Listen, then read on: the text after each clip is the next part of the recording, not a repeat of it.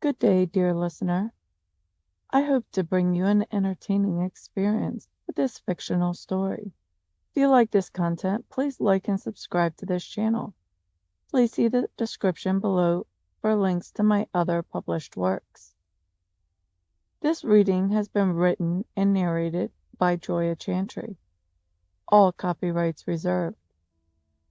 This selection was written for the purpose of being read on YouTube by the author. No others may use this material in any way without written permission from the author or their subsidiaries. An eBook copy of this collection will soon be available for sale on Amazon.com and Kindle Unlimited. For now, sit back and enjoy the adventure. The Legends of Witches and Dragons, Part 1. Written and narrated by Joya Chanatry. Sera looked at the man standing in her shop as she shook her head. No! Now get out of here! You need to hear me out.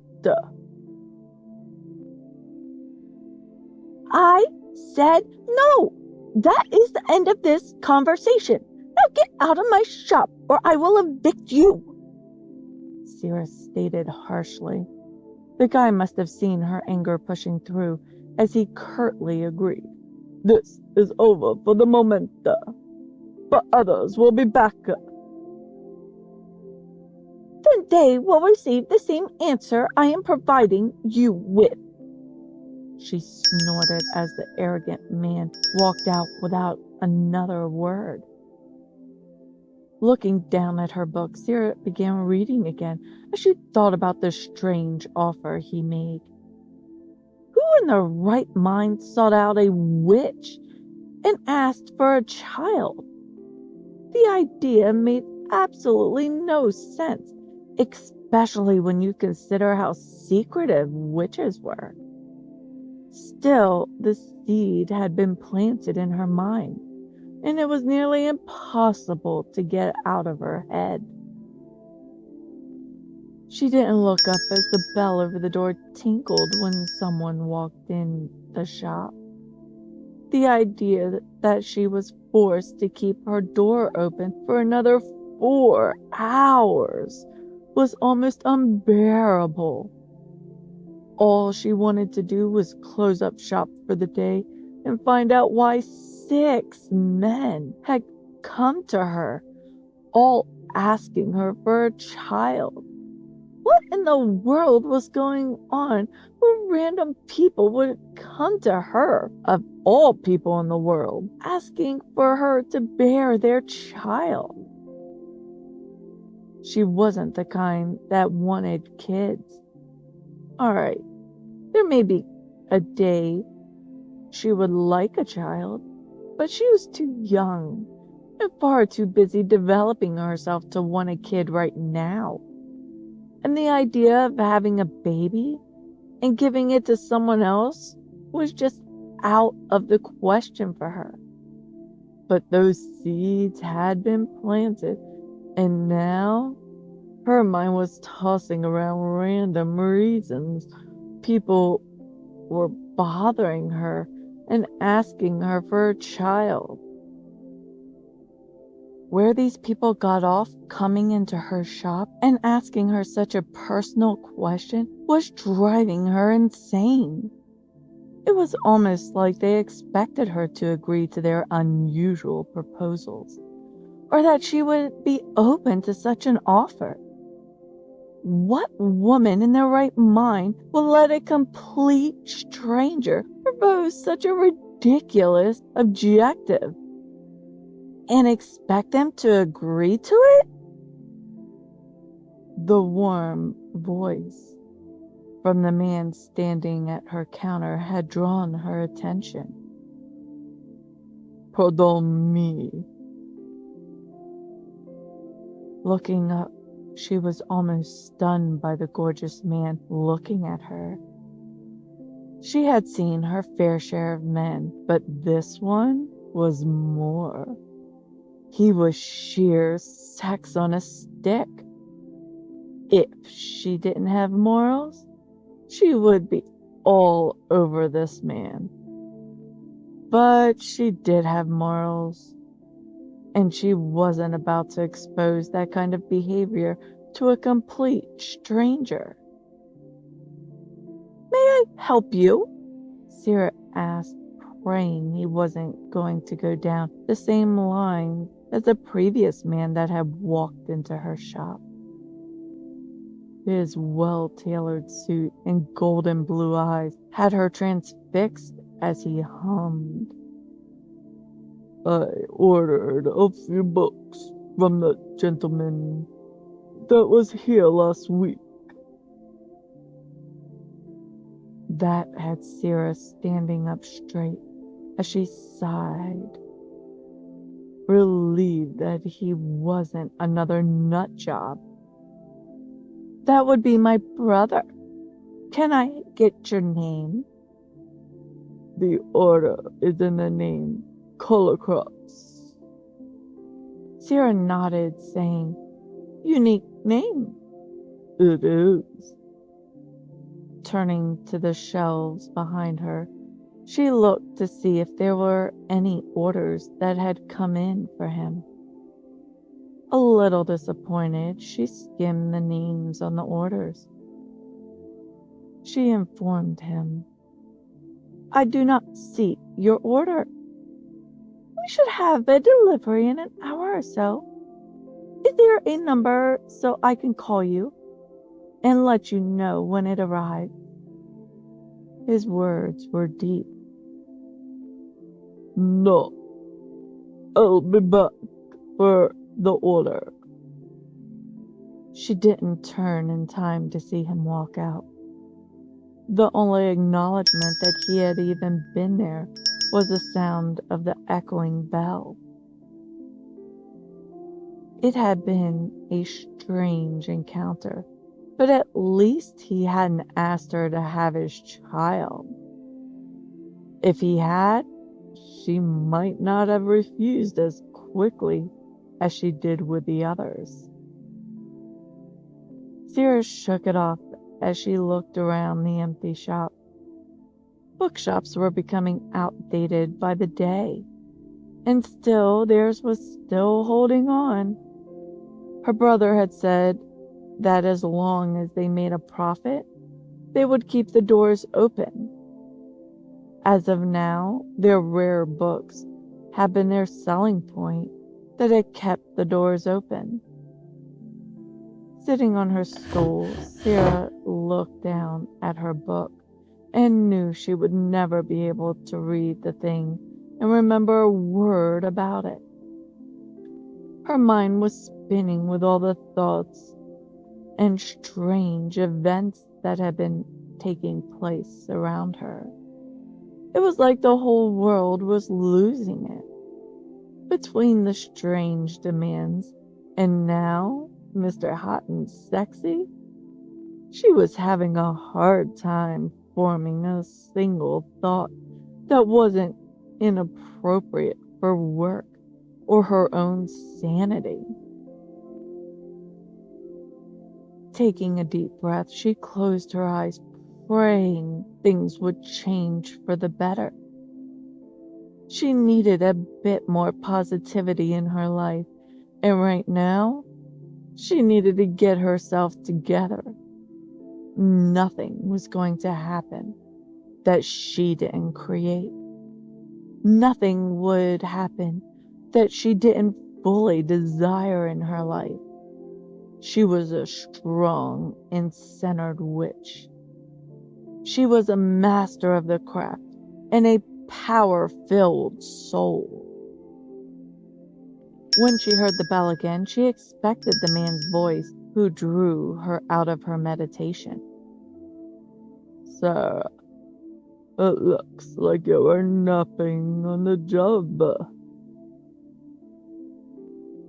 "Not today. I was just clearing the day's thoughts. Strange things keep transpiring around here. I would take the rest of the day to clear my mind, if I could," she answered, hoping for something better to come her way. He set 3 boxes on the counter, saying, "I hope things are start looking up. I would hate to lose that last book shop in this little town." "We are managing to stay afloat. We have pulled in a profit each and every month since our father passed away. I've been surprised that we have been as busy as we have, but it seems that someone needs to deal in the rare and hard to come by books, and we are established in that area." He smiled as he took one of the complimentary candies, saying, "Special taste are always a way to draw attention to your shop. Have a good day. I'm off to the coffee shop." Every day he left her shop, he went to the coffee shop across the street, and she couldn't blame him for walking out with a steaming cup. If she could get out of here, she would open her own tea shop and sell a wide selection of biscuits and sweets. That didn't seem to be something she would be able to do, considering how her father set up his will. For as long as this place made a profit, both her and her brother were forced to work in the shop. That meant that her personal dreams were off limits until they did something with this place. Sorting out the orders, she put the collectibles on their display shelves. When she opened one of the last 2 boxes, she saw a very old tomb. The cover looked almost like it was made from some kind of animal skin. There wasn't a title on the book, but it was so dark and aged, she didn't want to touch it. The heavy, rotting smell coming from the box had her questioning what her brother had bought this time. Grabbing a set of white gloves, she carefully picked up the old, oily book and knew there was something wrong with it. Books shouldn't be oily. It went against the basic care of antique books. The large book was handmade, and by the strange lock on the front of it, she had a feeling it was special. Without a title, she didn't even know what the book was, or what she would do with it. Sera sat it on the shelf behind her, on a piece of parchment. Grabbing her phone, she called her brother to find out more about the strange book that she couldn't open and possessed no title. When he answered, she asked, "Why are we getting no-name locked books? I know we deal in rare and unique, but I can't even open the thing." "Don't open it. It's a special order for collectors. You needed a dealer to get it in the country, and we were the only ones that fit the bill. When he comes, just give it to him. He paid me $2,000 for it, and that was our profit for the month. He should be there today to pick it up." "He was here a half hour ago." "I'll leave it on a parchment on the shelf. The damn thing's covered in oil or grease," she told her brother, knowing the man most likely wouldn't be in again until tomorrow. "Fine. Just leave it alone and don't open it. He made it clear that if we tried to open it, he would know, and we would be in serious trouble. That had her snorting. Weirdos. What can you do when they pay your bills? Her brother laughed. That was my thought when he handed me the money. I'll talk to you later. Someone's walking in, she said, trying to get off the phone as a woman walked in, smiling with a child no more than 5. Sera saw the woman as she told her little one, I'm sure they will have a book for night time. Leaving the last box untouched, she went to help the boy pick out 2 bedtime stories.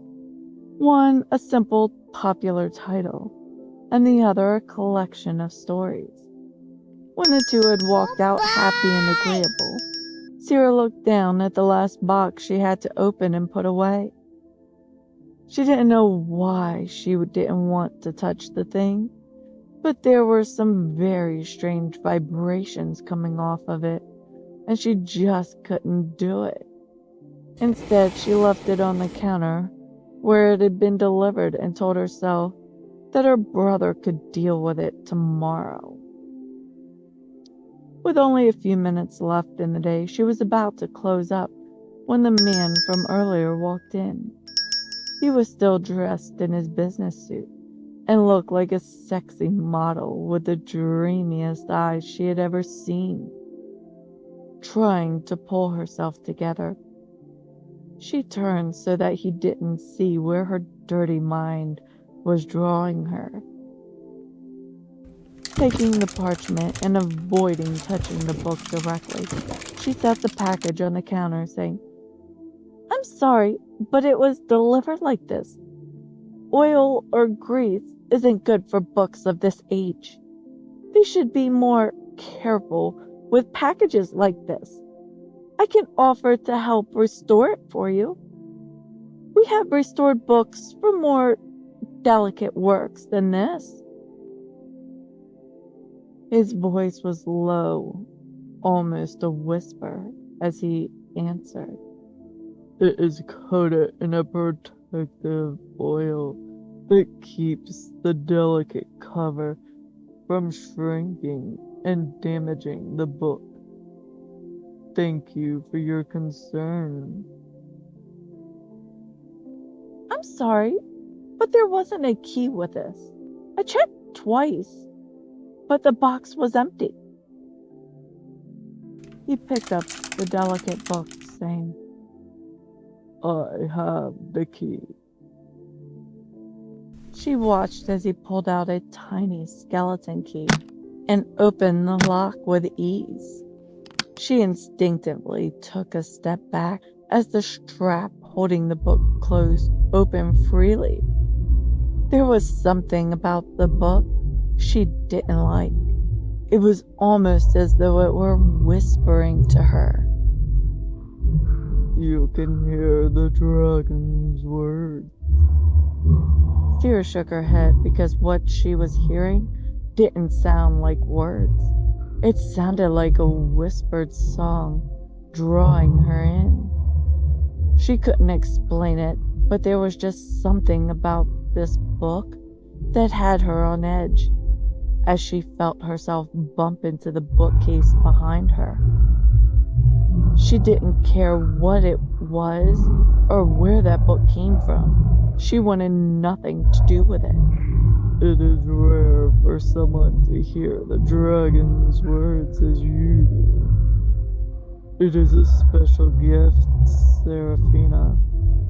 You should not be afraid of what will come. This dragon has been settled long ago. His voice was sending her into a trance as she heard him continue.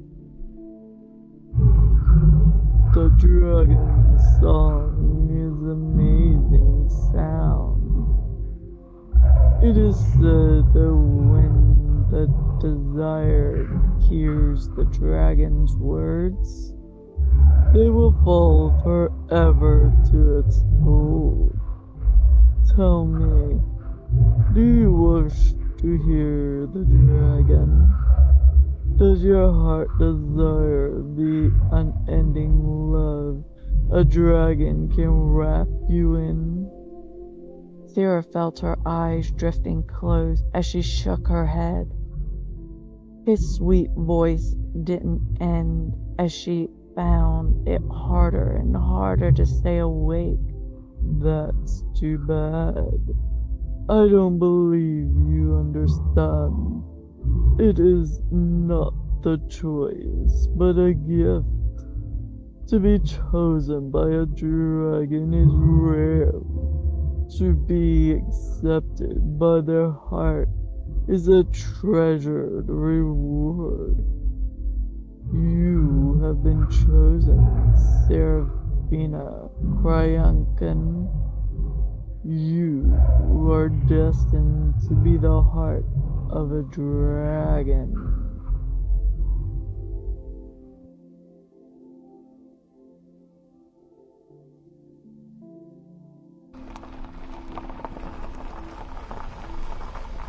Sera began waking as she heard a man's voice. Be there in another hour. I assured all was settled before we left. I will speak with you more after our arrival has settled. Looking around the dark cab of the vehicle she was in, Sera demanded, "Where am I?" The man from the shop answered honestly, "I kidnapped you. I am taking you back to my home. Once we arrive, I will explain my reasoning for this. For now, remain calm."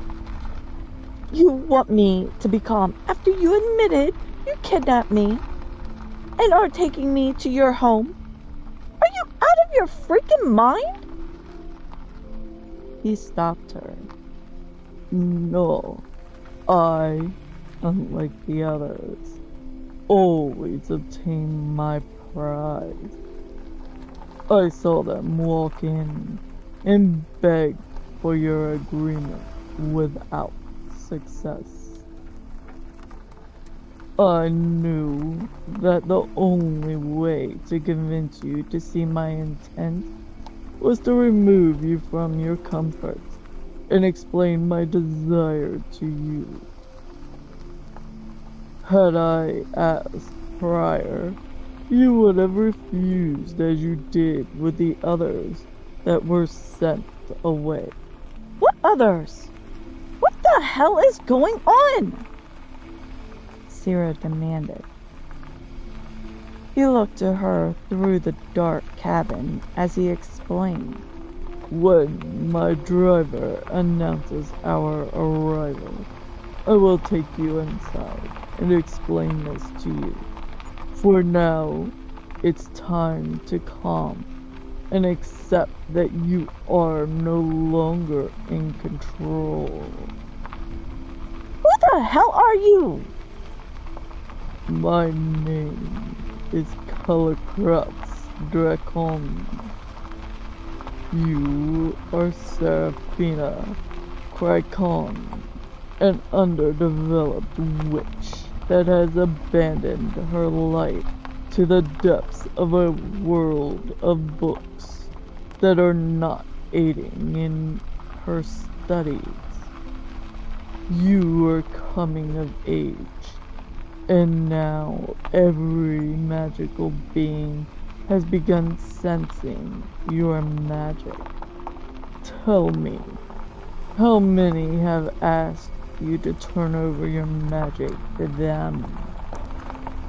How many have come to you asking for a part of you that you have refused to give?" His words had her sitting up and looking around the dark car. She didn't understand how he would know anything about her unless he had been stalking her. Who the bloody hell are you? I believe we are past this. Sit back and calm. When we arrive, I will explain this in depth. For the moment, you are safe. Angry, Sera demanded. Where are you taking me? To Villa Draonia. Sera felt her eyes widen at the idea as she demanded. The haunted castle? Are you insane? No one goes up there unless they want to die. I go there all the time, and nothing comes of it. You will be safe, Sera. She looked out the dark tinted window to see that it was still day, and the sun was still up. That meant that she didn't need to worry about hours passing her by. No, she just needed to think about how to get out of this mess. She wasn't even sure what mess she had fallen into, but still she was in way over her head. Absently, she asked him, Does my brother know what you have done? He did not know of my intent. He suspected that you were more than you claim. He will find out in a few days that you are missing and begin asking questions.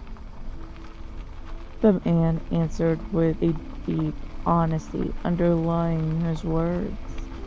Will your boss be angry that you resorted to kidnapping me? He was watching her as he spoke. I do not have a boss that ordered this. You need to be protected, and we are protecting you before you end up exposing us. Exposing what? I don't understand. Why are you taking me? She argued, looking him in the eye. Well, the best she could in this dark car. His voice was just as rich, sultry, and alluring as when they spoke in her shop. When we arrive, I will explain this to you. For now, we will take in the moment for what it is. You are kidnapping me for no reason. There are reasons you are not aware of at this moment. Think of it as I have rescued you before someone else took you. She nodded at him, seeing his lie for what it was. Yes, because kidnapping me from my shop in broad daylight is what I wanted to happen today. Would you prefer another, more depraved character take you from your home? He never changed the level of his voice, and she didn't understand his thoughts on this. Yes, because a man walking into my shop telling me I can hear dragon voices isn't a shady character, she challenged. She could almost picture his smirk as he answered her. You can hear dragon voices, and you can understand them. I do not see any issues with that. I only spoke the truth and showed you the possibilities of what you may possibly accomplish if you apply your abilities to the task. Still, you answer without giving me a single answer. His tone was soft as he offered.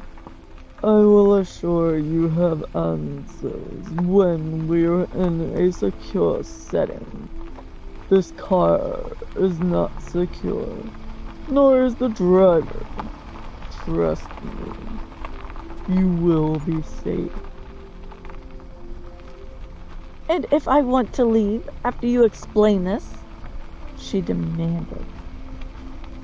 Then you may go after you have been secured and trained. We do not hold prisoners, only protect those who need our protection. Sera looked outside, snorting. And you deem me in need of your protection.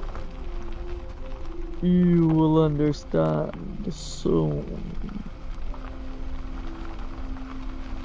The rest of the ride was quiet, and she didn't know how to take this, or the man that had kidnapped her.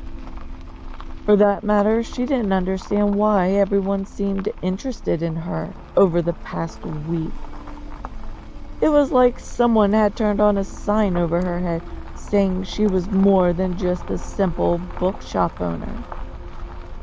That thought had her asking, is this the reason everyone has been coming up to me, asking me strange questions lately? Yes, they can see what you hold and wish to exploit your innocence. Okay, that was something to go on. If the reason he was taking her was because she was different, then maybe this wasn't all that horrid. Besides, he was cute, and he agreed to let her go after he explained why he had taken her. Maybe this was going to be interesting enough to keep her entertained for the night. Do I want to ask what you believe I am? His voice was calm as he hummed. You will know when we arrive.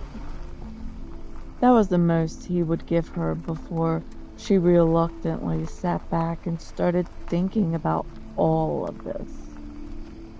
This was the strangest situation she had ever heard of. But she wasn't sure she wanted to argue right now. He was, after all, easy on the eyes. Well, when she could see him. Maybe she could claim this was a date if she got out of here. It wouldn't be as hard to explain her absence from her online friends if she was on a real-life date. Sera found herself nibbling on her bottom lip as the car pulled to a stop. That meant that she was now in a place that was the very definition of horror in local myths. To Villa Draona, the place was steeped in legends and the center of most campfire stories. The biggest fear was if you entered the gates, you would never come out again. Not even your corpse. But did she really have a choice in this? The man had kidnapped her and brought her here. So was it a choice, or was there something more sinister to all of this? When the door opened, she saw the man step out, and instantly she climbed across the seat to see they were really and truly inside the gates of Villa Draona. If she lived to make it out of here, she was going to have some major praying and thanking to do. This old stone castle was so overgrown that there wasn't a wonder as to why it was the center of every creepy story around town. Kilocrats looked to her as his calming voice broke into her fear and wonder at where she was. You are safe here, Serafina. It is time we speak of why you were brought here." Taking his cue, she walked behind him, up the large stone steps. Someone had opened the massive wooden door for them as they walked into the well-kept castle. From the outside, the place looked terrifying. In here, the place looked well maintained, and like some rich bugger owned the place. There were maids cleaning the extensive and highly decorated entryway. The stone floors were expected in a place like this, but they were also highly polished and sparkled in the rays of the evening sunlight peeking in from all the massive windows around them. If she didn't know any better, she would have assumed she had just walked into Buckingham Palace. "Where are we?" she gasped as she took in the million pictures littering the walls. His amusement wasn't missed. "We're in Travilla Draona, home to the king of dragons and magic." Her focus was locked on the picture depicting a man standing next to a massive dragon. It was creative, but what really held her attention was the woman that was standing next to the two. Sera knew this painting had to be over 100 years old, and still, the woman she was looking at was a spitting image of her. It had to be a long ago relative, but still it was eerie looking at herself in a picture that was painted hundreds of years in the past. Her name was Serafina Cardra. She was the queen of witches and magic. Her image appears in many historical texts on witches and the magical arts. She is a legend in our community, Kilocrats explained from behind her. Taking a guess, Sera let her mind loose along with her words. "All of those people saw pictures of me online and wanted a part of me because I look like her.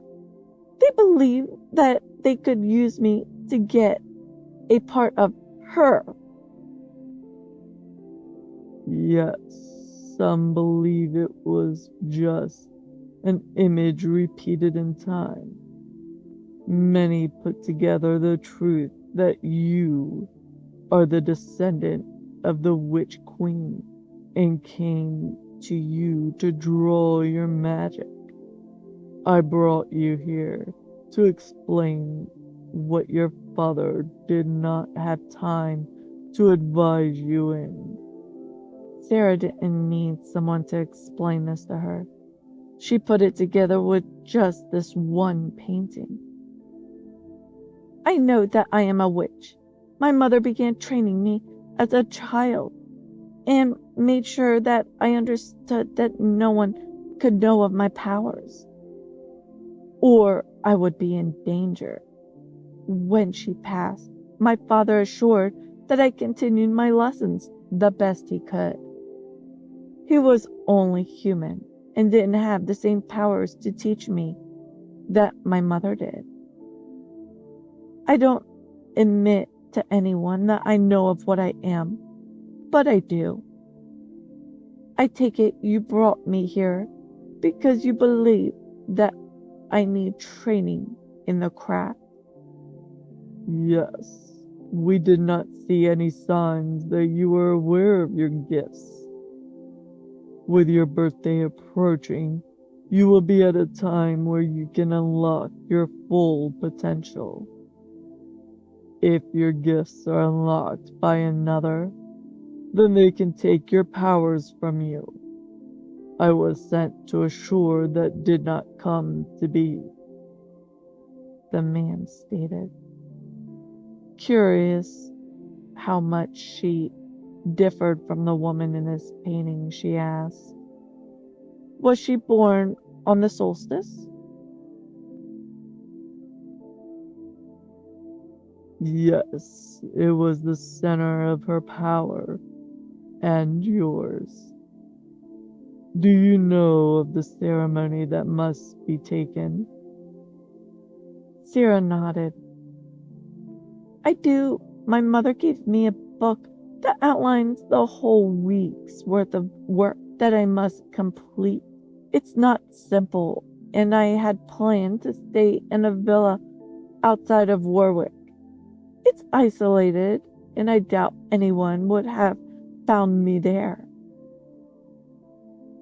That was a strong plan, but you need land infused with the magic of your people in order to draw your full potential.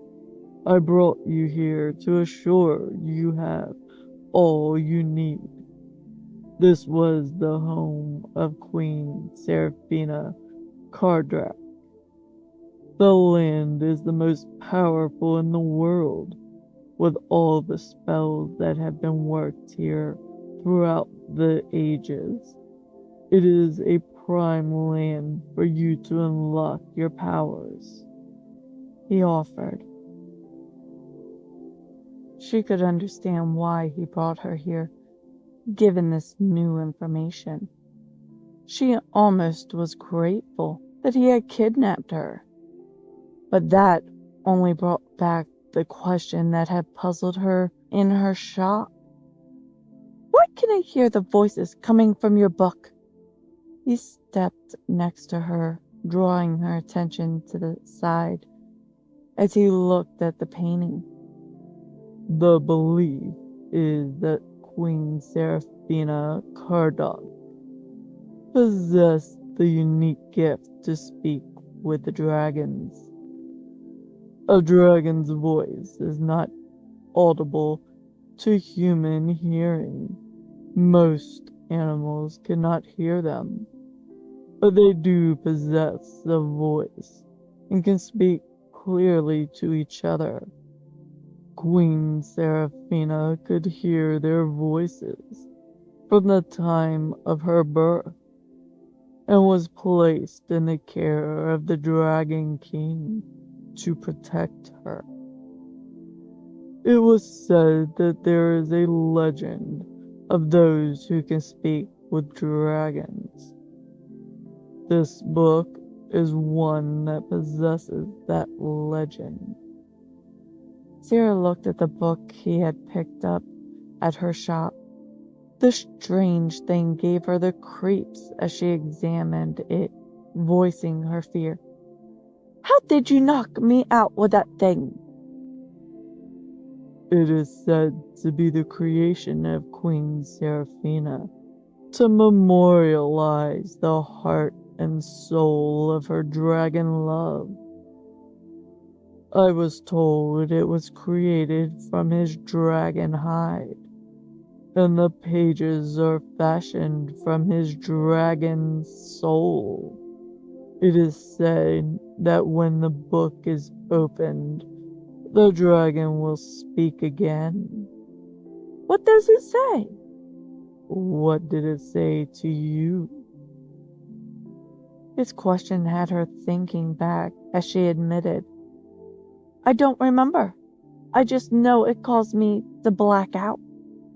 Once your gifts have been unlocked fully, you should retain the power to listen to the dragon's soul. Sera didn't know why, but she asked him again, Who are you? This time his answer was different. Kilokrats Drakon, King of Dragons and Magic. She looked back to the painting before asking, Do you have your own dragon here? I am the dragon. It is said that long before even the great queen, there was an evil witch that was wronged by a man.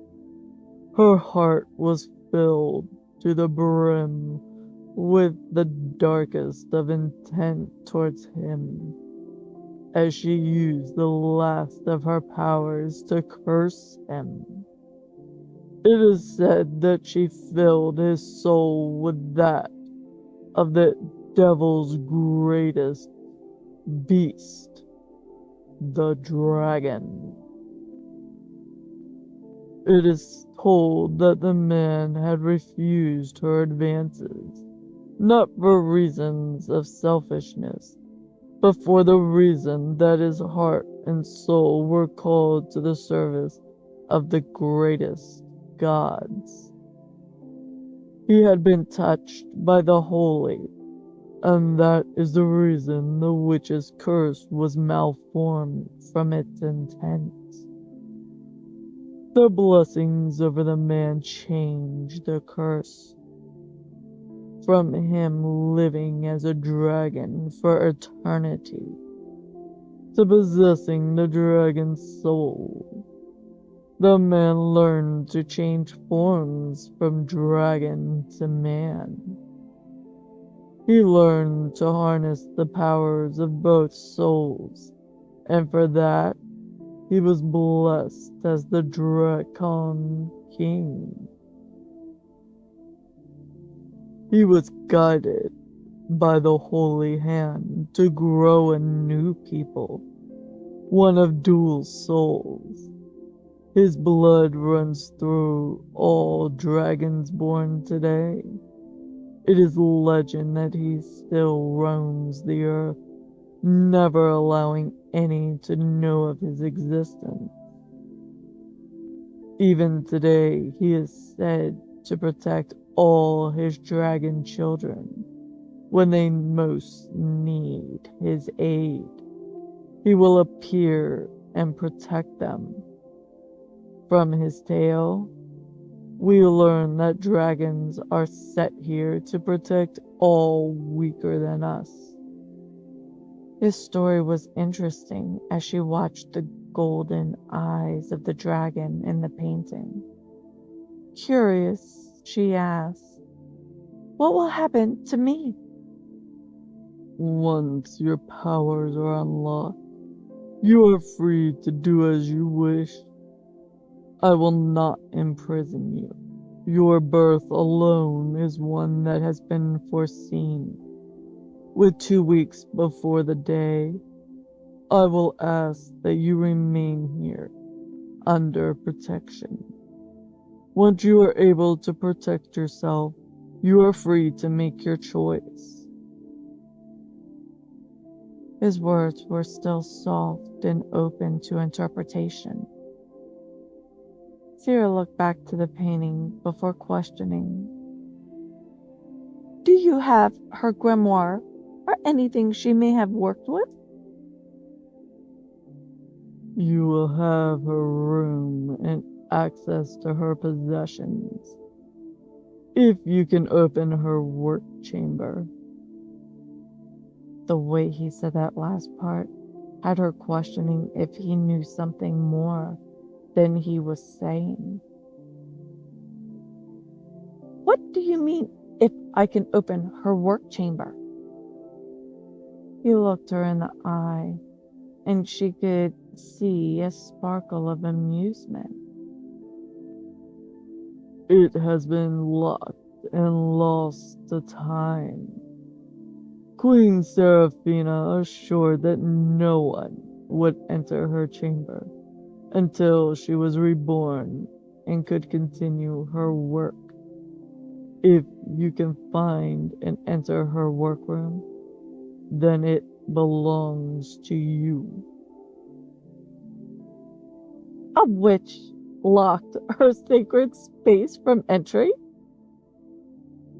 "With the most powerful magic known to have existed," he agreed, taking a guess at the real reason she was brought here, Sera looked to the stranger questioningly. And you are hoping that I can find it and open it for you?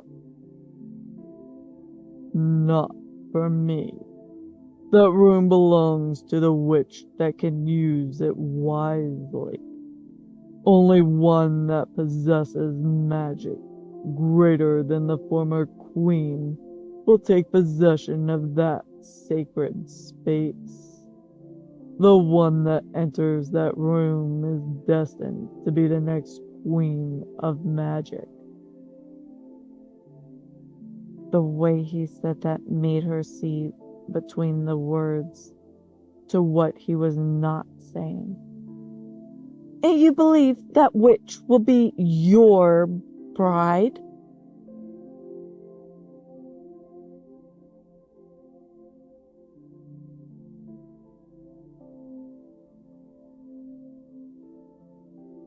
To be continued. Part 2 of the Legends of Witches and Dragons will give fulfillment to Sera's tale and can be found along with my other works on YouTube.